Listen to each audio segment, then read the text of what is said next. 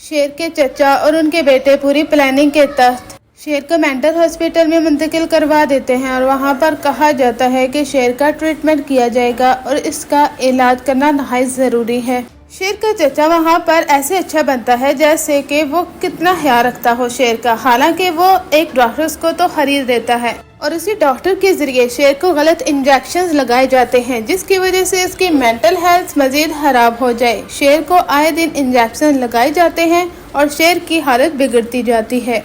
ड्रामे में ट्विस्ट उस वक्त आता है जब फजर को सारे मामले के बारे में मालूम होता है। फजर चूँकि उस हॉस्पिटल में साइकेट्रिस्ट है तो उसे जब मालूम होता है कि शेर के साथ कुछ गलत हो रहा है, जब अपनी आंखों से देखती है तो दंग रह जाती है कि शेर को कौन से इंजेक्शन लगाए जा रहे हैं। अब फजर डॉक्टर से बात करके उनसे कहेगी कि आप ये इंजेक्शन मुझे दे दें, मैं इसे लगाने की ड्यूटी लेती हूँ। पहले तो वो लोग चौंक जाते हैं कि आखिर इसे इनके बारे में मालूम तो नहीं हो गया, लेकिन फजर सारी सिचुएशन को अच्छे तरीके से हैंडल करती है। फजर अब शेर का ट्रीटमेंट करेगी और सारे इंजेक्शन को वो ज़ाया कर देती है और किसी को पता भी नहीं चलने देती। उन डॉक्टर को यही लगता है कि शेर को वो इंजेक्शन लगाए जा रहे हैं और इसकी हालत बेहतर नहीं होगी और चचा भी अपनी बड़ी रकम इन पर बटोरता जाता है।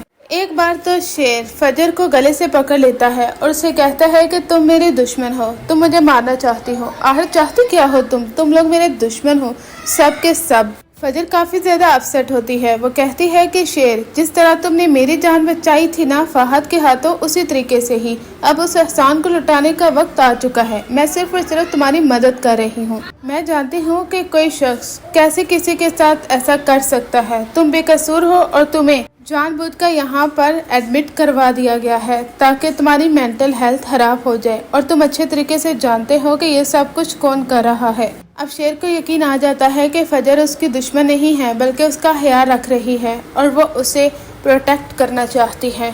इधर फजर के बाप को जब मालूम होता है कि फजर हॉस्पिटल में जाती है और वहाँ पर कोई और नहीं बल्कि उसका वही आशिक है जो उसे शादी वाले दिन घर लेकर आया था, तो वो उससे कहते हैं कि फजर, अगर तुम अपनी खोई हुई इज्जत और वकार मेरे सामने वापस देखना चाहती हो तो तुम्हें उस शख्स को जान से मार देना होगा।